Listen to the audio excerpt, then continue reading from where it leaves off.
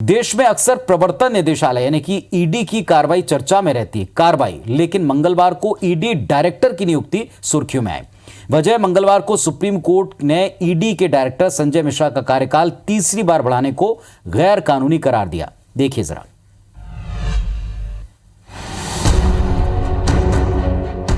देश की सुप्रीम अदालत ने मंगलवार को प्रवर्तन निदेशालय यानी ईडी के डायरेक्टर का तीसरी बार कार्यकाल बढ़ाने को गैर कानूनी बताया और केंद्र को 31 जुलाई तक नई नियुक्ति करने के लिए कहा है।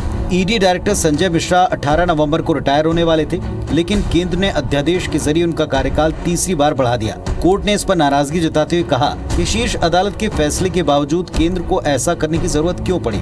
इधर केंद्र का तर्क है कि फिलहाल नए ईडी चीफ की तलाश नहीं हो पाई, इसीलिए सरकार ने कदम उठाया, जो कि सही है। मामले में केंद्र सरकार के फैसले के खिलाफ कांग्रेस और टीएमसी नेताओं ने याचिका लगाई थी। दोनों पक्षों को सुनने के बाद कोर्ट ने 8 मई को अपना फैसला सुरक्षित रखा था। तो सुप्रीम अदालत के फैसले को केंद्र सरकार के लिए एक झटके के तौर पर बताया गया। क्या है इसके पीछे का पूरा घटनाक्रम, ये समझना बहुत जरूरी है। आइए डिकोड करते हैं।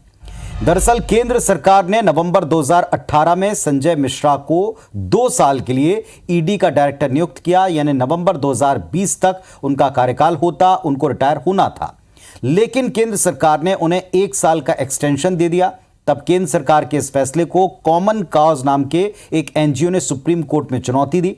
सुनवाई हुई, जिसके बाद सितंबर 2021 में कोर्ट ने मिश्रा को दिए गए एक्सटेंशन को बरकरार रखा, लेकिन साथ में यह भी निर्देश दिया कि मिश्रा को आगे इस पद पर कोई नया एक्सटेंशन नहीं मिलेगा।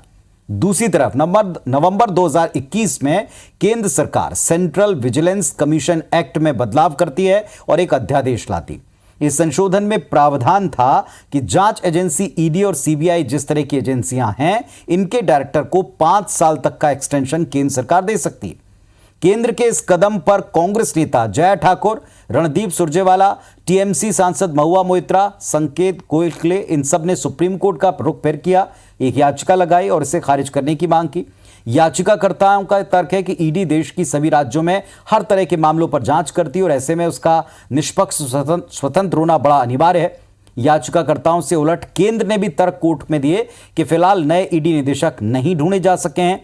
फाइनेंशियल टास्क फोर्स FATF पर काफी काम बचा है और यह भी कहा कि मौजूदा जो ईडी डायरेक्टर है मिश्रा खुद FATF पर काम कर रहे हैं। वो केवल देश में नहीं बल्कि संयुक्त राष्ट्र तक में देश का प्रतिनिधित्व करते हैं, मनी लॉन्ड्रिंग के कई जरूरी मसलों की निगरानी कर रहे हैं। ऐसे में उनके समकक्ष को फिलहाल लाना मुमकिन नहीं, कुछ वक्त चाहिए। खैर, इस पूरे मामले पर केंद्र का अगला कदम क्या होता है, यह भी देखने की बात होगी। फिलहाल सुप्रीम कोर्ट ने स्पष्ट कर दिया है कि केवल अब कुछ दिनों का वक्त है और उनको अपना नया अधिकारी चुनकर ईडी में डायरेक्टर पद पर बैठाना होगा। 31 तारीख इसके लिए टाइम लिमिट भी दी।